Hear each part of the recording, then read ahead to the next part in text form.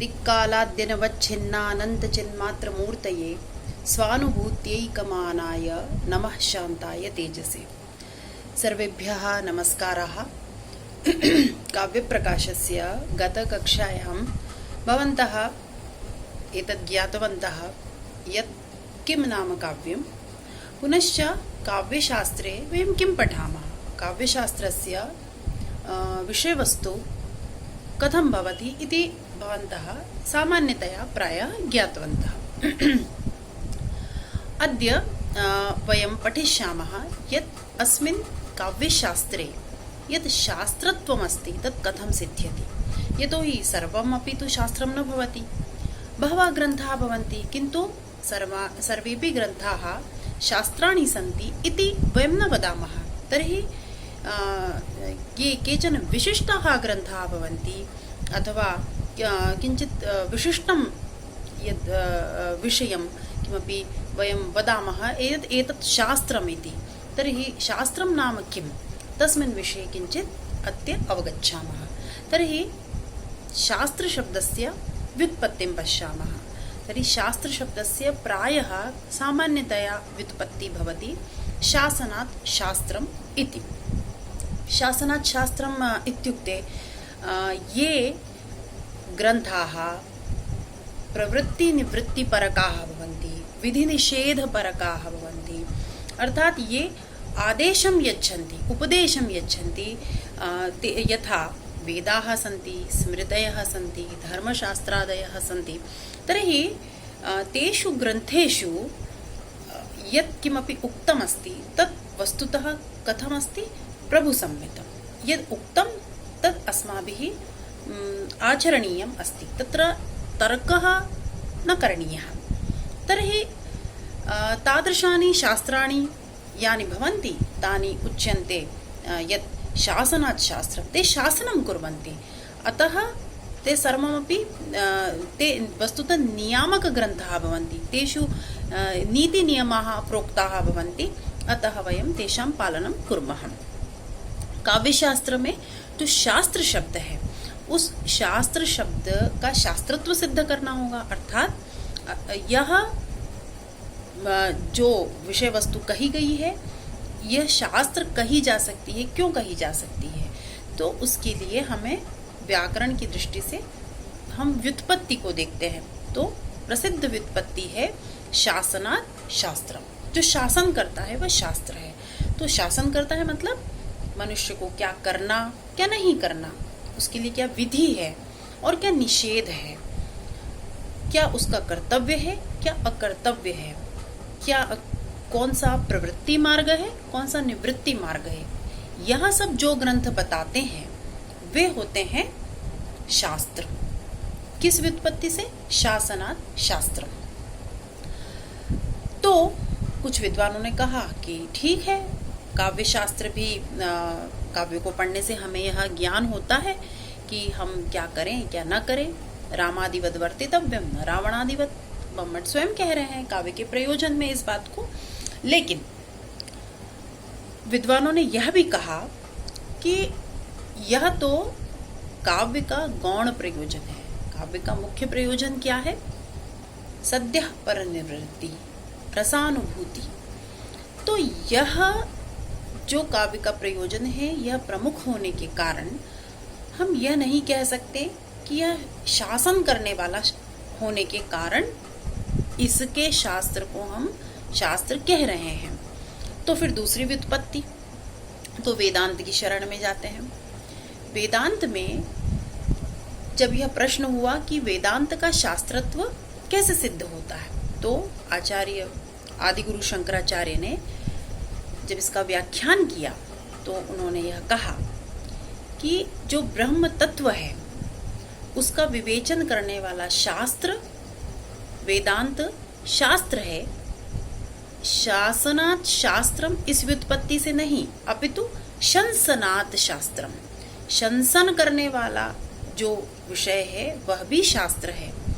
अब ये शंसन क्या है? तो शंसन का तात्पर्य है जो गूढ़ तत्वों को उद्भावित करे, उद्घाटित करे, उन्हें विवेचन के द्वारा, तर्कों के द्वारा बाहर निकाल के लाए, ऐसा विषय भी शास्त्र कहलाता है।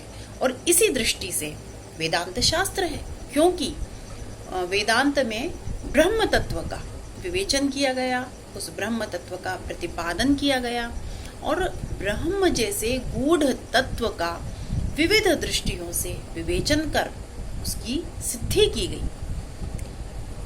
तो जिस दृष्टि से वेदांत का शास्त्रत्व सिद्ध होता है, उसी दृष्टि से इसका भी शास्त्रत्व सिद्ध होता है, क्योंकि काव्य शास्त्र भी काव्य में निहित गूढ़ तत्वों का उद्घाटन करता है। अब ये गूढ़ तत्व क्या? जो कि उसके सौंदर्य का निरीक्षण परीक्षण करने वाले वे सभी आधायक तत्व हैं कि काव्य में कौन से गुण हैं, किस शक्ति में बात कही जा रही है, यहाँ ध्वनि तत्व कहाँ है, इसमें दोष कहाँ है, और इसमें कौन सा अलंकार है, क्या रीति है, तो यहाँ कहाँ औचित्य है। इस तरह के जो भी विषय हैं वे सभी गूढ़ तत्व हैं। वे बिना काव्य शास्त्र को जाने हम नहीं जान सकते। हम काव्य का आस्वादन यदि उसके पूर्ण मर्म को जान करके करना चाहते हैं और उसमें अवगाहन करना चाहते हैं, जिस अनुभूति के साथ उसे कवि ने लिखा है एक सहृदय की तरह, तो निश्चित रूप से हमें उन गूढ़ तत्वों को जानना आवश्यक है। और इन सभी गूढ़ तत्वों को उद्घाटित करने वाला जो शास्त्र है वह काव्य शास्त्र है। तो अब क्या समझे कि शासनात् शास्त्रम इस व्युत्पत्ति से नहीं, अपितु शंसनात् शास्त्रम, इस व्युत्पत्ति से इस शास्त्र का शास्त्रत्व सिद्ध होता है और इसीलिए इसे शास्त्र कहने में कोई आपत्ति नहीं है। तो मुझे लगता है आपको यह बात समझ में आई होगी। और जब आगे के ग्रंथों में भी हम ऐसे कुछ उदाहरण देखते हैं, तो सरस्वती कंठाभरण जो कि भोजदेव ने लिखा, तो उन्होंने शासनात् शास्त्रम, इससे ही काव्य की व्युत्पत्ति मानी। उन्होंने थोड़ा उसका विशिष्ट विवेचन किया, वो भी हम जान लेते हैं। उनका कहना था कि काव्य भी हमें प्रवृत्ति और निवृत्ति का बोध कराता है। तो मैंने पहले भी कहा कि ये तो काव्य का एक प्रयोजन है, गौण प्रयोजन है। रामादिवत वर्तितव्यम न रावणादिवत। हम वाल्मीकि रामायण को जब हम पढ़ते हैं तो हम बिना कहे इस बात को समझ जाते हैं कि हम राम जैसे बनेंगे तो हमारी प्रशंसा होगी और हम रावण जैसे बनेंगे तो हमारी निंदा होगी। तो यह काव्य के माध्यम से हमें समझ में आता है। और इसी को देख करके भोजदेव ने कहा कि जब हम इस लोक में व्यवहार कैसे करना है इसको देखना चाहते हैं, तो हमारे सामने 6 साधन आते हैं। तो उन्होंने साधन के रूप में कहा, पहला साधन काव्य है, दूसरा साधन शास्त्र है, तीसरा साधन इतिहास है, और फिर ये 3 मुख्य हैं और इनसे 3 गौण भी बन जाते हैं। वो है काव्य शास्त्र, फिर शास्त्र का इतिहास और फिर काव्य का इतिहास। इस प्रकार से भोजदेव ने सरस्वती कंठाभरण नामक अपने प्रसिद्ध ग्रंथ में यह 6 साधन बताएं, जो कि हमें विधि निषेध का बोध कराते हैं, प्रवृत्ति निवृत्ति का बोध कराते हैं। और उन्होंने इसका व्याख्यान इसी तरह से किया कि जो काव्य शास्त्र को हम शास्त्र कहते हैं वो इसी दृष्टि से कहते हैं। लेकिन बाद में विद्वानों ने जब इस पर विवेचन इसका और किया तो उन्होंने इस बात को स्वीकारा नहीं और यही कहा कि भोजदेव ने यद्यपि काव्य शास्त्र को शास्त्र कहने के लिए, उसे महनीय बताने के लिए यह जो हेतु बताएं ये अपने आप में आदरणीय है, किंतु यदि हम काव्य शास्त्र का शास्त्रत्व भी उसी हेतु से मान लें जो कि वेद का है, क्योंकि वेद, स्मृति, धर्मशास्त्र यह हमें मूल रूप से प्रवृत्ति निवृत्ति का ही बोध कराते हैं, विधि निषेध का ही बोध कराते हैं।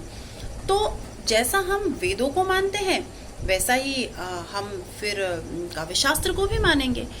तो फिर इस काव्य शास्त्र का उन वेदादि शास्त्रों से पार्थक्य क्या रह जाएगा, उसका वैशिष्ट्य क्या रह जाएगा।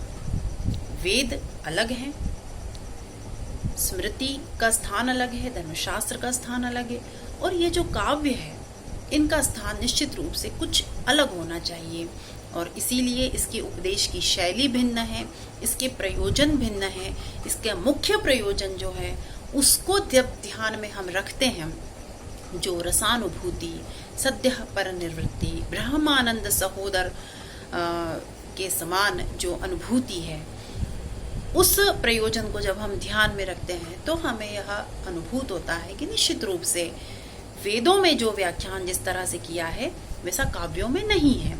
तो इसीलिए हमें शंसनाथ शास्त्रम, इस व्युत्पत्ति से काव्य शास्त्र का शास्त्रत्व मानना चाहिए। तो देखिए, है छोटी सी बात, हम कह सकते हैं कि भाई महत्वपूर्ण है, लक्षण ग्रंथ है और नीति नियम बताता है इसलिए शास्त्र है, लेकिन विद्वानों ने इस पर विस्तार से विवेचन किया कि ऐसे ही काव्य शास्त्र शास्त्र नहीं है, उसमें कारण है। तो यह हम चूंकि अभी इस ग्रंथ में प्रवेश करेंगे, काव्य शास्त्र के एक ग्रंथ में हम प्रवेश करेंगे, तो उसके पहले निश्चित रूप से हमें यह जानना चाहिए कि इसे शास्त्र कहते क्यों हैं। मुझे लगता है आपको यह तथ्य स्पष्ट हुआ होगा। तो शंसनाथ शास्त्रम, इस व्युत्पत्ति से शास्त्रत्व सिद्ध होता है। अब हम जो हमने पहली कक्षा में विचार किया था कि काव्य शास्त्र को सौंदर्य शास्त्र भी कहा गया, क्योंकि वो सौंदर्य के तत्वों पर बात करता है, और उसे अलंकार शास्त्र भी कहा गया क्योंकि अलंकार और सौंदर्य को पर्याय की तरह प्रयोग किया गया। अब काव्य शास्त्र के कुछ और भी प्रसिद्ध नाम हैं जो कि उसके पर्याय के रूप में प्रयोग होते हैं। तो इसका जो सबसे प्राचीन नाम है वो है क्रियाकल्प शास्त्र। यह प्रश्न कई परीक्षाओं में भी पूछा जाता है, तो प्रायः यह अप्रसिद्ध होने के कारण छात्र इससे अवगत नहीं होते। तो हम यह भी जानेंगे कि ये क्रियाकल्प शास्त्र जो है वह भी नाम काव्य शास्त्र का ही, और वह प्रायः विद्वानों ने एक मत से उसे सर्वाधिक प्राचीन माना है। और इसका जो प्रयोग है वह कामसूत्र में, वात्स्यायन ने जो कामसूत्र लिखा है वहाँ 64 विद्याओं में इसकी गणना की गई है। तो यह प्रामाणिक है, यह पुष्ट है कि यह क्रियाकल्प जो शास्त्र था यह काव्य शास्त्र का ही नाम था, और यह एक महत्वपूर्ण विद्या के रूप में परिगणित किया गया। और फिर इसके उदाहरण भी आगे देखने को मिलते हैं। बौद्धों का प्रसिद्ध ग्रंथ है ललित विस्तर, वहाँ भी क्रियाकल्प शब्द का प्रयोग मिलता है। और हमारे जो आदि कवि वाल्मीकि द्वारा लिखा हुआ प्रथम जो काव्य है रामायण, उसमें तो बहुत ही सुंदर प्रयोग है। जब लवकुश अपनी गाथा को सुनाने के लिए उपस्थित होते हैं, श्री राम ने सीता का परित्याग कर दिया है और वाल्मीकि के आश्रम में लवकुश ने जन्म प्राप्त किया, उनसे विद्या प्राप्त की, और वाल्मीकि ने उनको रामायण का गान सिखाया। और उसके बाद जब वे सभा में उपस्थित होते हैं और उस गान को प्रस्तुत करते हैं, करने के लिए जब उपस्थित होते हैं, तब राम उनके परीक्षा के लिए बहुत सारे आचार्यों को वहाँ आमंत्रित करते हैं। तो यदा तत्र उत्तरकांडे वयं पश्यामः तर्हि तत्र ये बहवः विद्वांसः आहूताः, तर्हि तेषु मुख्यरूपेण ये क्रियाकल्पशास्त्रं जानन्ति स्म तानपि तत्र राम आह्वयति। तत्र श्लोकः वर्तते,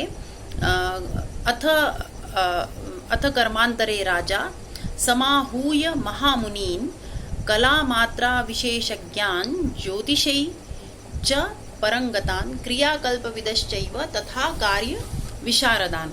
तर्हि अत्र उत्तरकाण्डे 94तमे सर्गे अयं श्लोकः विद्यते। तर्हि तत्र स्पष्टरूपेण उक्तमस्ति यत् कुशीलवयोः परीक्षणार्थं केचन विद्वांसः आहूताः, तेषु विशिष्टरूपेण ये क्रियाकल्पशास्त्रं जानन्ति ते अपि तत्र समागताः। तो हम देखते हैं कि जो काव्य शास्त्र के तत्वों को जानने वाला मनीषी होता होगा उसको वहाँ पर सभा में आमंत्रित किया गया ताकि वह यह जान सके। उसके अलावा अन्य लोग भी थे जो छंद शास्त्र को जानते थे, जो विविध विद्याओं की ज्ञाता थे, अन्य जो उसमें विविध प्रकार के लक्षण थे, उनके आधार पर उन्होंने कई विद्वानों को आमंत्रित किया। उसमें यह काव्यज्ञ भी थे और क्रियाकल्प शास्त्रज्ञ भी थे। तो इस तरह से यह सबसे प्राचीन नाम काव्य शास्त्र का है, इस तरह का प्रमाण सिद्ध होता है। उसके अलावा हमने देखा अलंकार शास्त्र, काव्य सौंदर्य शास्त्र, सौंदर्य शास्त्र, और फिर जो अभी हम देखते हैं सर्वाधिक प्रसिद्ध जो इसका नाम है वह है साहित्य शास्त्र। तो इसकी भी अपनी एक विशेषता है कि इसे साहित्य क्यों कहा गया और यह साहित्य शब्द का प्रयोग कब से आरंभ हुआ। और आज हम देखते हैं कि कोई क्रियाकल्प नहीं बोलता, कोई अलंकार शास्त्र नहीं बोलता, सौंदर्य शास्त्र भी नहीं बोलते, ये समझते हैं कि वे कोई और शास्त्र हैं, लेकिन ऐसा नहीं। यह सब काव्य शास्त्र के पर्याय के रूप में प्रयुक्त हुए और प्राचीन ग्रंथों में हमें ऐसे उदाहरण प्राप्त भी होते हैं। तो सम्प्रति को विषयः वर्तते यत् साहित्यशास्त्रम् इति प्रयोगः कथं आरब्धः, केन सर्वप्रथमः ईदृशः प्रयोगः कृतः, पुनश्च अस्मिन् अभिधाने अपि किं वैशिष्ट्यम् अस्ति, तर्हि अत्र अपि किञ्चित् वयं विचारं कुर्मः। तर्हि काव्यशास्त्रस्य कृते साहित्यशब्दस्य प्रयोगम् एवं पश्यामश्चेत् तु भामहेन अपि कृतं, कुन्तकेन अपि कृतं। तैः स्वग्रन्थे यथा भामहेन लिखितं शब्दार्थौ सहितौ काव्यम्, अत्र सहितौ जो भामह भरत मुनि के बाद जो आचार्य हुए, सर्वाधिक प्राचीन आचार्य भरत मुनि के बाद जो माने जाते हैं वे भामह ही माने जाते हैं काव्य शास्त्र के, जिन्होंने काव्यालंकार लिखा। उन्होंने जो परिभाषा दी, उन्होंने कहा स्पष्ट शब्दार्थौ सहितौ काव्यम। तो यहाँ पर जो ये सहितौ शब्द कहा, तो इसी से साहित्य का भाव यहाँ पर उपस्थित हो जाता है। तो ऐसा नहीं है कि साहित्य शास्त्र या साहित्य शब्द का प्रयोग प्राचीन आचार्यों ने नहीं किया और यह अभी अभी आधुनिक प्रयोग है। शब्द का प्रयोग तो वहाँ भी प्राप्त होता है, किंतु कुंतक ने इसे और अधिक स्पष्ट कर दिया जब उन्होंने यह लिखा कि साहित्य मनयोः शोभाशालितांग प्रति काव्यसौ अन्योना अनतिरिक्तत्वं मनोहारिण्यवस्थितिः। तो जब उन्होंने यह कहा कि काव्य में सौंदर्याधान कब होगा, जब शब्द और अर्थ की एक समान मनोहारिणी स्थिति हो। अन्यूनानतिरिक्तत्व मनोहारिण्यवस्थिति, अर्थात अन्यून और अनतिरिक्तत्व, न तो कम हो और न ज्यादा हो। क्या? जितना सुंदर अर्थ है उतना ही सुंदर शब्द का प्रयोग हो, जितना सुंदर शब्द है उतना ही सुंदर अर्थ का प्रयोग हो। तो जो ये इस तरह से जब शब्द और अर्थ संयोजित किए जाएंगे तब काव्य में सौंदर्याधान होगा। ये कुंतक ने बहुत ही सुंदर शब्दों में स्पष्ट किया। और जो शब्द और अर्थ किस तरह से सहित भाव से काव्य को स्वरूप प्रदान करते हैं, ये कुंतक ने अपने ग्रंथ में स्पष्ट रूप से कहा। और उन्होंने फिर काव्य लक्षण भी दिया। शब्दार्थौ सहितौ वक्र कवि व्यापारशालिनी बंधे व्यवस्थितौ काव्यम तद्विदा आह्लादकारिणी। तो सरदयों को आह्लादित करने वाले सुंदर कवि व्यापार से युक्त रचना में समुचित रीति से स्थित साहित्य युक्त शब्दार्थ का नाम ही काव्य है। तो कुंतक ने बहुत स्पष्टतया जो बात भामह ने संक्षेप में कही थी उसका विस्तार कर दिया। लेकिन काव्य शास्त्र के लिए यह साहित्य शब्द प्रयोग करने का जो श्रेय प्राप्त किया वो विश्वनाथ ने किया, क्योंकि उन्होंने अपने ग्रंथ का नाम रखा साहित्य दर्पण, और यह ग्रंथ लिखा गया 14वीं शताब्दी में। इसके पहले 11वीं शताब्दी में रुय्यक ने भी एक ग्रंथ लिखा जिसका नाम था साहित्य मीमांसा, लेकिन जो प्रसिद्धि विश्वनाथ के साहित्य दर्पण को मिली वो रुय्यक के ग्रंथ को नहीं मिली। इसलिए यदि हम यह कहें कि काव्यशास्त्र के लिए साहित्य शास्त्र यह नाम प्रतिष्ठापित करने का श्रेय किसको जाता है, तो यह विश्वनाथ को ही प्राप्त होता है। तो मुझे लगता है हमने कई सारे विषयों पर बात की। गत कक्षा में हमने काव्य क्या है, उसके बाद में काव्य शास्त्र के विषय क्या है, तदनंतरम शास्त्रम नाम किम, किमर्थम काव्यशास्त्रस्य शास्त्रत्वं, कया व्युत्पत्त्या काव्यशास्त्रस्य शास्त्रत्वं सिद्ध्यति इति दृष्टं। तदनंतरम अस्य शास्त्रस्य कृते कति अभिधानानि प्रसिद्धानि, कानि नामानि इतोपि सन्ति, के पर्यायाः सन्ति, तेषु अपि किञ्चित् वयं विचारं कृतवन्तः। तानि नामानि कानि कानि सन्ति? अलङ्कारशास्त्रं, पुनः सौन्दर्यशास्त्रं, पुनः क्रियाकल्पशास्त्रं, सर्वाधिकं प्राचीनं साहित्यशास्त्रम्, एवं बहवः विषयाः अत्र समागताः।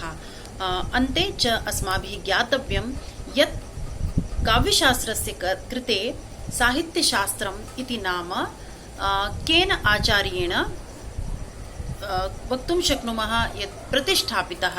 यतोहि प्रयोगः तु भामहेनापि कृतं, कुन्तकेनापि कृतं, तस्मात् प्रागपि वेदेषु अपि एवं प्रयोगः लभ्यते, किन्तु श्रेयः लभ्यते आचार्य विश्वनाथाय। तर्हि एवं बहवः विषयाः अहं मन्ये यत् अद्य अस्माभिः अवगताः। तर्हि एतेषु विषयेषु भवन्तः पुनः तत्र पुस्तकेषु अपि पठितुं शक्नुवन्ति। काव्यप्रकाशस्य भूमिकायाम् एते सर्वेपि विषयाः समागताः, मया संक्षेपेण भवतां पुरतः उपस्थापिताः। तर्हि पुनः वयं तृतीयकक्षायाम् एतस्मात् अग्रे किञ्चित् ज्ञास्यामः। नमस्कारः।